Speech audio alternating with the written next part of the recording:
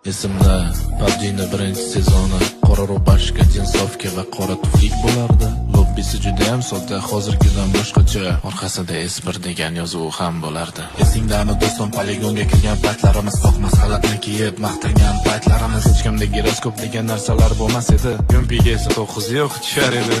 Pachinki ko'chalari, 100 talat parashyutlar biz uchun bootcamp edi. Shelter Sosnovka, hozirgilarning xabari bormi yo'qmi bilmadim. AKM va Turizm 6 ga 8x tushganin. Oldinlari donat degan narsalar hech bo'lmasdi. Kim donat qilgan bo'lsa ustidan kulishar edi. Chiqqanda birinchi bor Faraon ruletkasi deganman birinchi marta, bu endi nimasi? Yarangilda bo'lardi tungi ko'rish ko'z oynaga. M24 pulemyotda robdan chiqar edi. Uvozikda yotgan odamni bossa o'lmas edi. Uvozikda esa mana bu ashula miyaga dam berardi.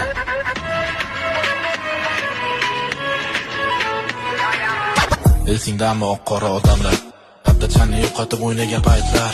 PUBG'da o'zbek serveri umuman bo'lmasdi. Kim Rossiyada o'ynasa hamma havas qilasdi. Oldin park desa poligondek tushunardik. Sababi hozirgidek hech kim parkda tanishmas. Hozirgi sportkalar xayolda ham yo'q edi. Bitta mashinga skin bo'lsa shu yetardi. Ha, bilmaganlar bildi. Bilganlar esa yana ozgina bo'lsa ham eski damlarga qaytdi.